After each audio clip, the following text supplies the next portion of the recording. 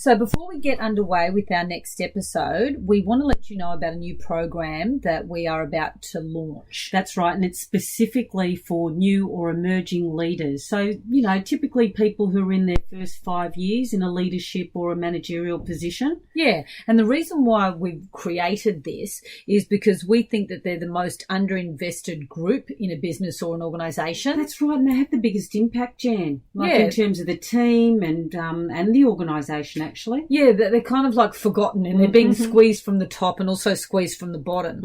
So what we'd love for you to do is to go to our website, which is called yourleadershipessentials.com, where you'll find more information and get on a waitlist page. And this program is only going to be for a select number. So we would love for you to jump on board. Yeah, join the community. Welcome to the People Leaders Podcast, the audio resource for managers and business leaders creating high-performing teams.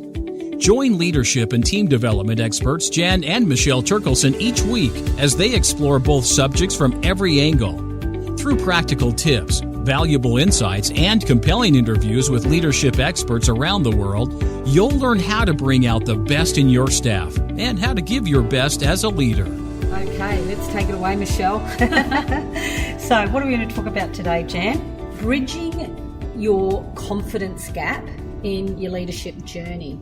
And the reason why we're talking about this is because we've been in contact with some new leaders or developing emerging leaders lately, and this notion of not being good enough, not having all the tools and resources to lead confidently comes up all the time. And we want to share some insights into what you can be doing. Because ultimately there is a process, there is a belief that you have about yourself, there are thoughts that you are thinking, there are feelings and emotions that come up with that, and then as a result your actions will reflect that.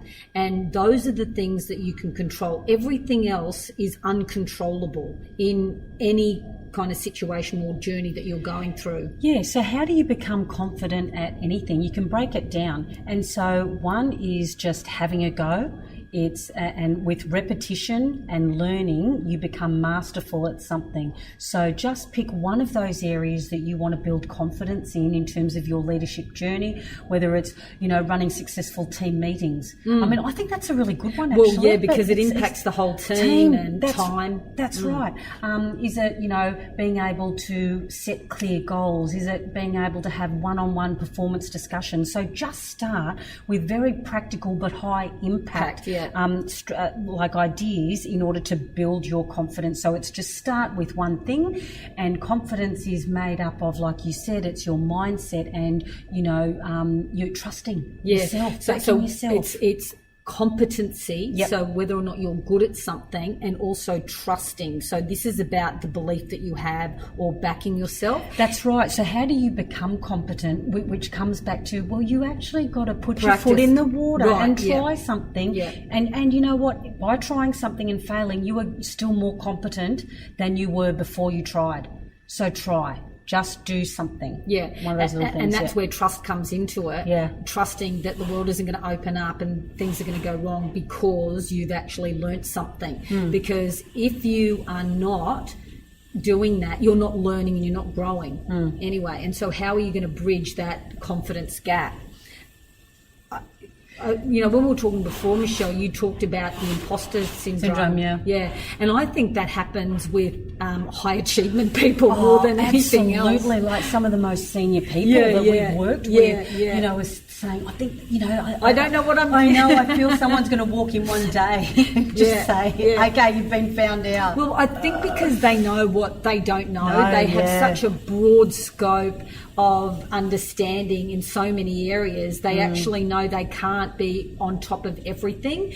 And this is where this knowing doing gap is really important around trust, because as a leader, you actually have to trust yourself, but you have to trust other people. Totally. You can only trust other people to the capacity that you trust yourself. Yeah, I was working with a client just recently, and there was, just new to a leadership role, and there was this issue that this person had to have the answers. And so she was not feeling very confident because this wasn't an area of expertise that she was moving into. However, the organisation thought that it would be good for her to develop her leadership skills. So when she actually shared with a couple of people in her team that she wasn't confident in this area, man, did that open up that level of, oh, okay, this person isn't out to get me. They're human too. They want to learn from me. Well, that's the vulnerability. Yeah, absolutely. They don't have all the answers, and you don't have to have all the answers. Just be in integrity, be real, and say, look, I really want to start, you could be, wouldn't that be great, if you could be that transparent and say, well, actually, I do want to develop my leadership skills while I'm working, I'm new to the team. What do you say to him, Happy to give me some feedback. Can you help me with this? Yes. And one of the things I want to start with is our meetings. That's right. What do you think? How would you rate their level of effectiveness? Because you don't want, as a leader, to come in and go, right, we're going to change all these things. Get feedback from your team and work with your team. And I thought that was good in the third person. How would you rate the level of effectiveness of the team meetings, not the level of effectiveness of me running the team meetings?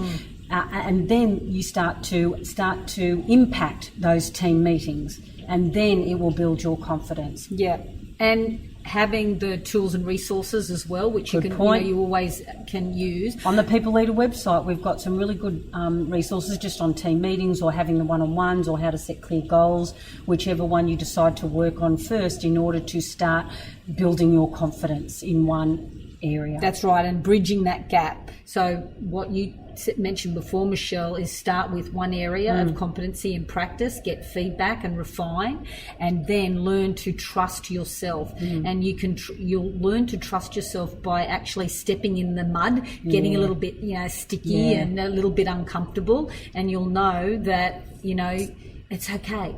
Yeah, I know. I just want to say to people, just give it a go. Just set yourself some one goal each week to try something, to build your confidence in a certain area. Practice. Yeah. Yes, good luck with that. And let us know how you go.